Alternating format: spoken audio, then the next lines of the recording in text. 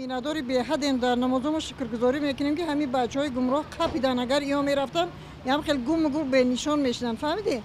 بیبی یک گمانبر است که همراه سه رفیقش با هدایت استاد زبان انگلیسی جهانگیر قاسموف میخواستند از طریق ناحیه شمس‌الدین شاهین به افغانستان گذرند و به گروه‌های افراطی بپیوندند.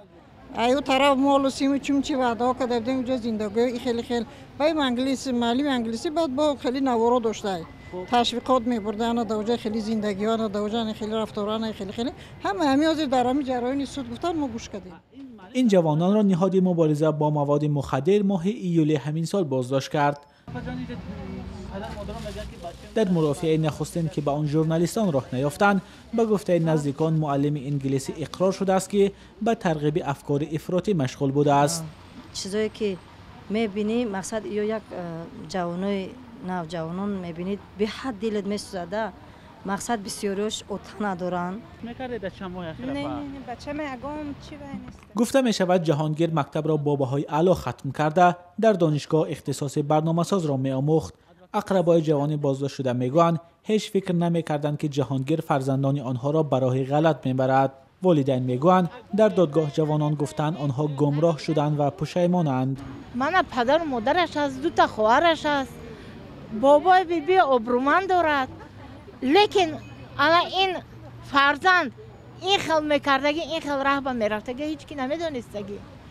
برای من جانم مامانم رؤوف احمد جان اجازه دادگیم که حرکت چشت خاص کند مایلش. در کرسی عیبدار 10 نفر با شمول معلم نشستند. بیشتری آنها با هدایت جهانگیر قاسموف معلم انگلیسی افراطی شدند. مقصد ما مادرها انگلیسی و یورا روی میکنیم. اگه جا میدونیم که هم خیلی تعلیم دینیشون میتین. مثلا ما محترم سودیا از محترم جناب عالی همین کارگرای دولت خواهش میکنیم که مثلا همین بچه‌های یوش جوانان مثلا از گناهشون بگذرن. مقصد که گناهشون مقصد ایون جوانان همه ایورا میزنن سلفی 401 مثلا همین ترمور پر شده همین سلفی. این آموزگار زبان انگلیسی در دادگاه گفته است از طریق اینترنت با گروه‌های افراطی رابطه کرده در دوشنبه حلقه طرفدارانش را تشکیل داده است. جهانگیر قاسموف در راستای بیش از 10 سال زندان قرار دارد.